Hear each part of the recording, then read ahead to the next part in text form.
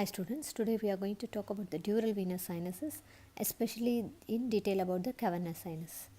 What is the dural venous sinuses? Before going into the details of the dural venous sinuses, we should know certain points about the cranial cavity.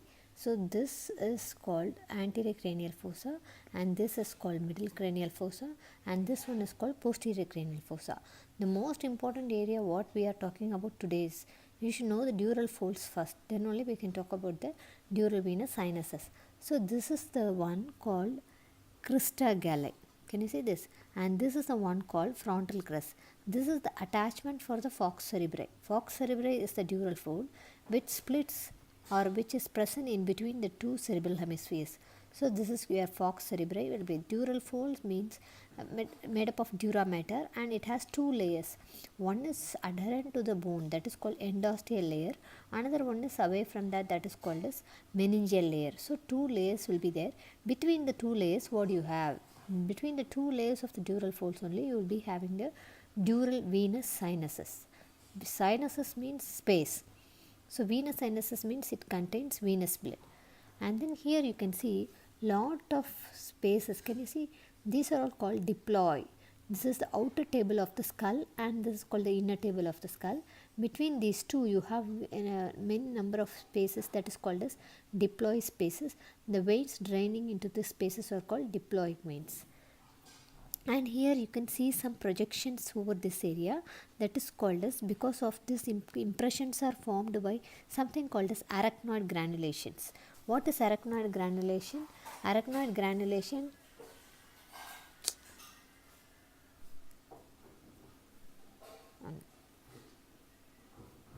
Arachnoid granulations are nothing but CSF. CSF is present in the arachnoid, subarachnoid space. The CSF is protruding into this dura.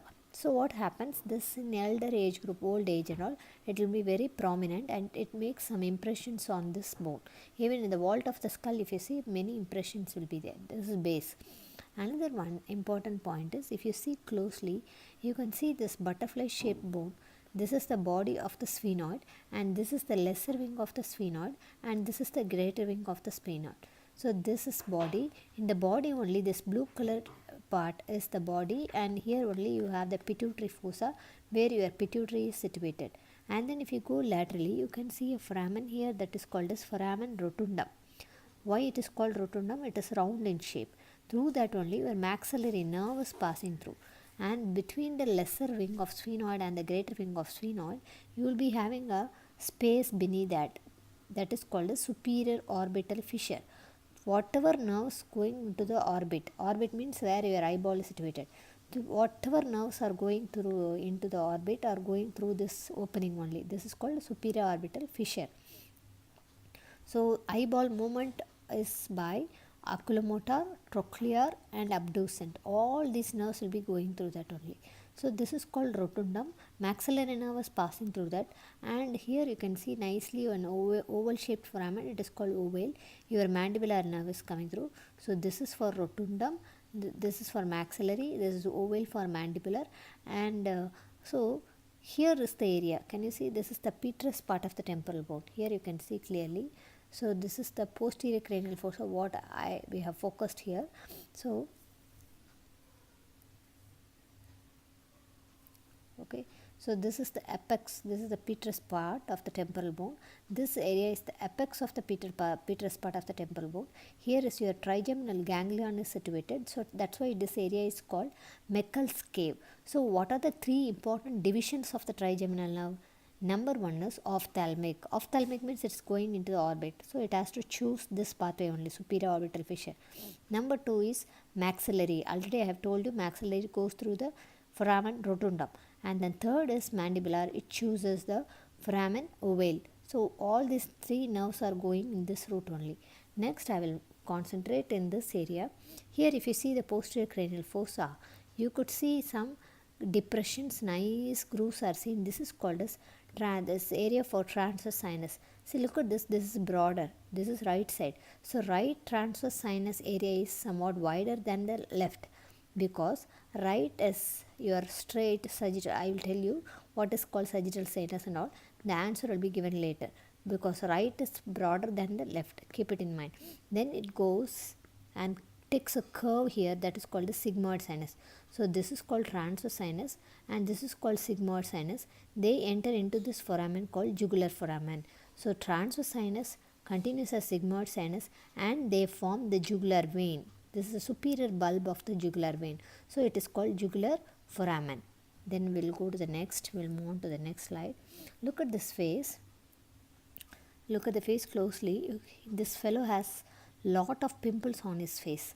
So now look at the history. 35-year-old cosmetology consultation. He had come for the cosmetology consultation and he discontinued the treatment, and few months later what would have happened to him? Look at his face. So what is this?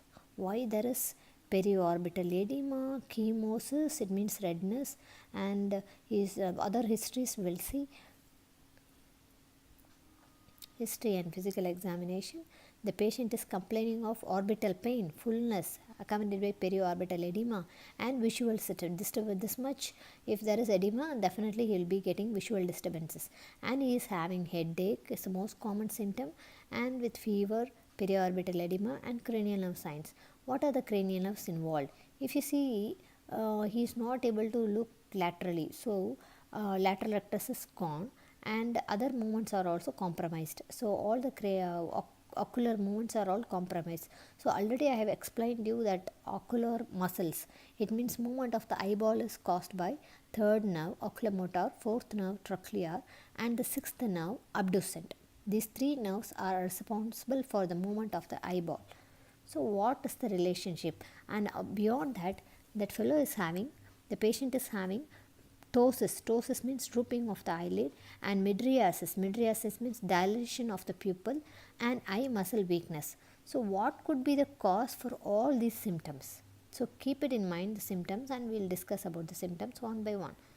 And he is having hyperesthesia or hypoesthesia as well as meningeal signs. Meningeal signs means stiff neck, everything. So meninges are also involved. Now you have to conclude whether it is intracranial or extracranial.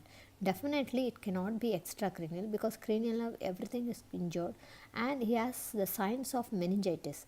So meninges involved, nuchal rigidity. Nuchae means neck. So neck rigidity is there. So definitely it would be the problem with the inside the cranium, intracranial. Now look at the picture of the MRI. Look at this. This is the petrous part of the temporal bone. This is the apex of the temporal bone, and this is your orbit. And now you see this area, the difference between this area and this area. There is something abnormality in this area. What it could be? For that only we have to see the next picture. Same problem, and I'll explain. See, now we'll go to the subject proper. There are something called as venous sinuses. So venous sinuses already I have explained, it is present between the endosteal and the meningeal layer of the dural folds. So many dural folds are there. So we'll see one by one. You can see clearly something is blue in color, that is called the sagittal sinus. This is the sagittal area. Sagittal means midline. So this must be superior sagittal. Understood? Superior sagittal sinus. And then you can see the brain inside that. You will be having the layers of the dura mater, endosteal layer and the endosteal layer and the meningeal layer of the dura. So two layers, you can see two flaps over here, and the most important artery lying over it is middle meningeal artery. Now you see what are all the dural sinuses you know. So this is your falx cerebri, here is your falx cerebelli. Falx cerebri is the one which divides the two cerebral hemispheres, and falx cerebelli is the one which divides the two cerebellar hemispheres. And then this one where the falx cerebri meets the tentorium cerebelli, this is the area. Understood? Now on the upper part of the falx cerebri you will be having superior sagittal sinus, and the free margin of the falx cerebri you will be having the inferior sagittal sinus. What is the fate of the superior sagittal sinus?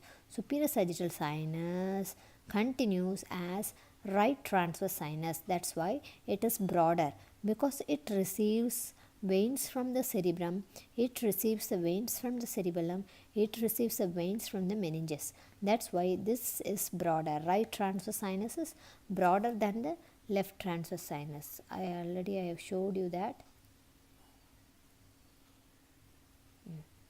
Here again I will show you. This transverse sinus right is broader than the left.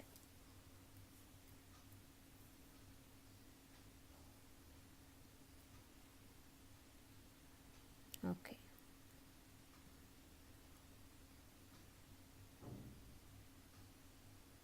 So this is how you have to see. So superior sagittal sinus, inferior sagittal sinus. What is the fate of the inferior sagittal sinus? Inferior sagittal sinus joins with some vein called great cerebral vein of Galen and forms a straight sinus. This straight sinus will continue as left transverse sinus, which is thinner and narrower than the right transverse sinus. So this is very important. Inferior sagittal sinus, it need a support to turn, take a turn. So inferior sagittal sinus joins with the straight sinus. And how the straight sinus is formed? Inferior sagittal joins with the great cerebral vein and forms the straight sinus, and it continues into left transverse sinus. What is the fate of the transverse sinus? These transverse sinus, they make a bend that is called a sigmoid sinus, and they enter in, they form the jugular vein, right jugular and the left jugular.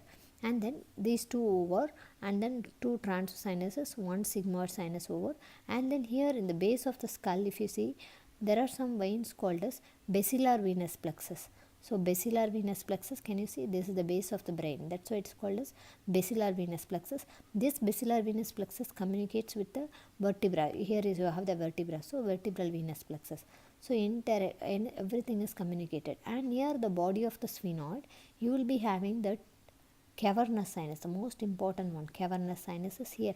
This cavernous sinus, you can see anteriorly it communicates with the eye. Eye means ophthalmic vein, and here it is communicated with the muscles of mastication. When you chew, these muscles will act. That is called pterygoid group of muscles. Inside that you have a venous plexus called as pterygoid venous plexus. So number one is superior sagittal, number two is inferior sagittal, number three is transverse, number four is sigmoid, number five is basilar venous plexus. Okay, here also you can see this two. And then next is very important one. Here you can see the falx cerebelli. Inside this you will be having one sinus called as occipital sinus. Inside the falx cerebelli you have occipital sinus, and inside where the falx cerebri meets tentorium cerebelli, that area you will be having the straight sinus, already discussed. Occipital sinus also we have finished. And then now you will see the important sinus, cavernous sinus. The boundaries of the cavernous sinus we'll see. Look this carefully. Okay, this is the area where you have the cavernous sinus. This is the area where you have the cavernous sinus. Now you see what are the structures in and around the cavernous sinus. Number one, superiorly, anteriorly you will be, anteriorly we'll see. Anteriorly, what is the fissure I said? Superior orbital fissure. Posteriorly, which part of petrous part temporal bone I said? Apex of the petrous part of the temporal bone, where you have the trigeminal ganglion. Can you see this? So anteriorly you will be having superior orbital fissure, posteriorly apex of the petrous part of the temporal bone, and medially you will be having the pituitary, and sphenoid Leyer's sinus will be lying below this bone, body of the sphenoid, and superiorly you will be having the optic nerve and the internal carotid artery, and inferiorly what you have, again the same artery will be lying in the sphenoid Leyer's sinus will be lying. So superior, inferior, anterior, posterior, superior, beneath inferior is your sphenoid Leyer's sinus, and medial is your pituitary, and who are all forming the lateral relation. That is more important. Whoever is going into the eye, they form the lateral relations. So what are the nerves going into the eye? Number one, oculomotor. Number two, trochlear. Oculomotor, trochlear. So everything forms the outer one. So this is the area of cavernous sinus. So here oculomotor lateral wall, trochlear lateral wall, and here you can see the ophthalmic division and the maxillary division. Four things are forming the lateral wall of the cavernous sinus. So what about the abducens nerve? It is also going into the eye, but look at the abducens. It is lying in the floor of the cavernous sinus. This is the area where you have the cavernous sinus. This lies in the floor of the cavernous sinus along with the internal carotid artery. Internal carotid artery will be coming first straight, and then it is lying down on the floor. Then it pierces the roof Can you see this? It pierces the roof and comes out. So in the roof also you will be writing the internal carotid artery, and in the floor also you will be writing the internal carotid artery.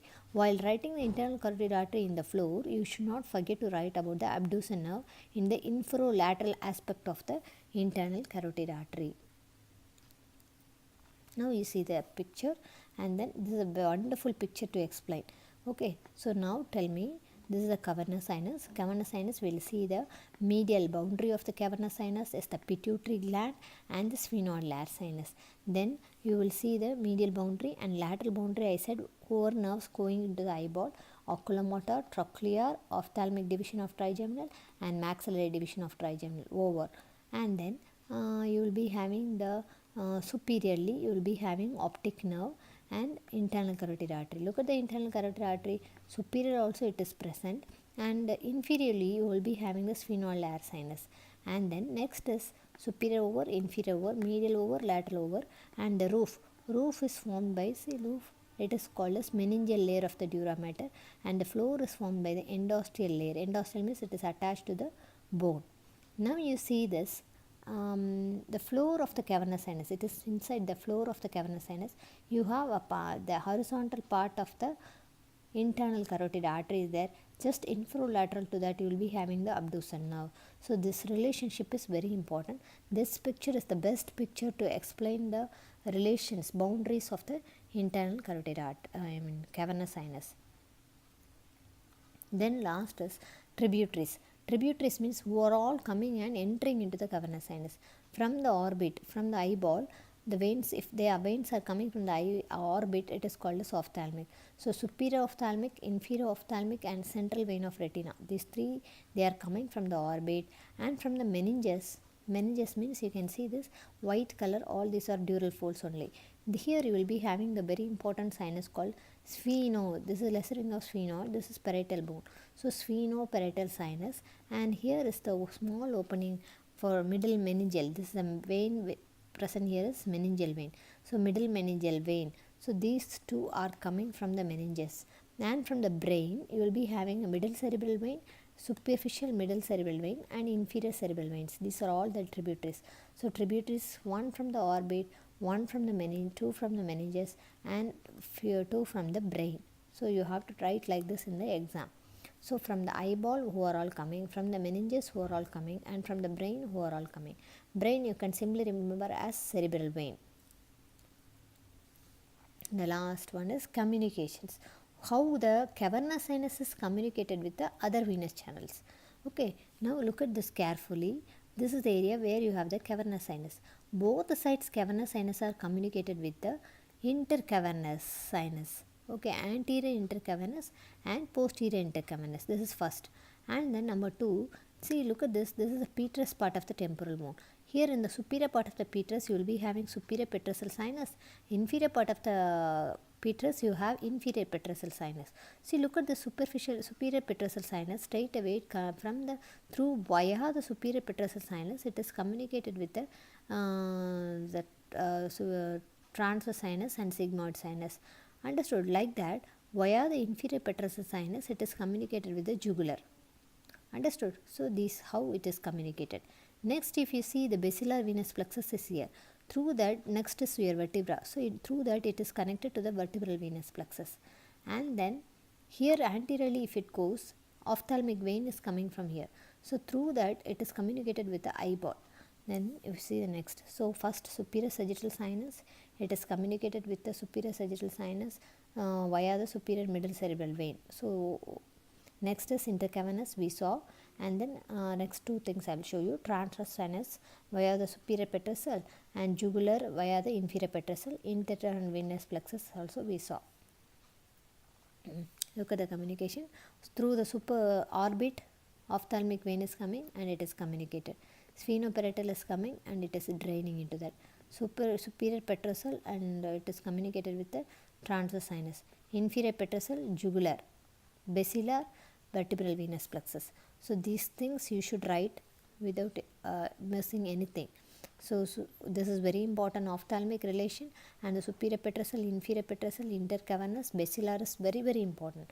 And then last one is from the face. So face, look at this, Ophthalmic vein is communicated to the cavernous sinus, and pterygoid venous plexus, it is present inside the muscles of mastication. Pterygoid.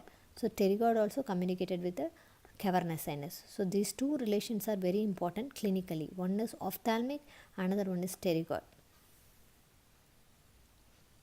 This one I have already explained you, that something called as arachnoid granulations, projections from the arachnoid space that contains CSF, it is projected into the dural venous sinuses.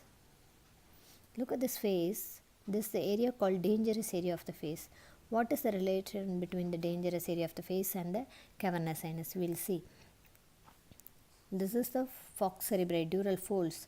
Falx cerebri, the upper part superior sagittal sinus, inferior sagittal sinus, and this is the sphenoid bone. You have the sphenoparietal sinus, and this one already we have seen.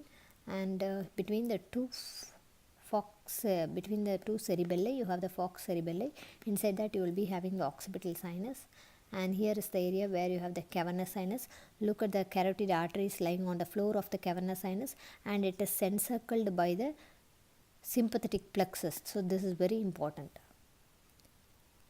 And this is called the confluence of sinuses. Confluence of sinuses means two transverse sinus and one occipital sinus and straight sinus, they meet. This place is called as confluence of sinuses.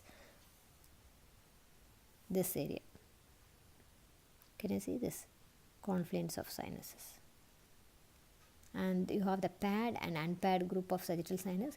We have seen almost everything, all the sinuses we have seen. You have to segregate which one is paired and which one is unpaired. Superior sagittal sinus larger, transverse sinus we have seen, cavernous sinus extend we have seen. It is valveless, so whatever infection is there, everywhere it should spread. That is the most important point about the cavernous sinus. So now we'll go into detail about our case history and communications. You have seen how ophthalmic vein is communicated with that. See ophthalmic vein, how it is communicated. This is the dangerous area of the face. Here you have the facial vein. So what happens if there is any infection in this face, it will enter through the facial vein, and via the angular vein it is communicated with the ophthalmic vein. Ophthalmic vein goes to the cavernous sinus. This is how the cavernous sinus thrombosis occurs. Number one. Second thing, pterygoid venous plexus is present in the muscles of mastication. So if there is any ulcer or infection in the mouth, it will be taken away by the pterygoid venous plexus. Through that, via the emissary vein, it will enter into the cavernous sinus. So this is also a dangerous route. Another one, third dangerous route is, I said already, basilar venous plexus. So through the basilar venous plexus,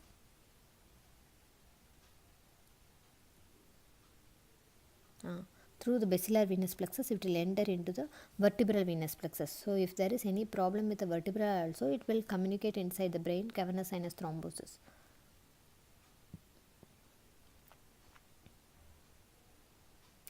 Now what is called as cavernous sinus thrombosis, and what is this fistula, corticocavernous fistula? It means whenever there is fracture at the base of the skull, definitely your floor of the cavernous sinus will be disturbed. Who is lying in the floor of the cavernous sinus?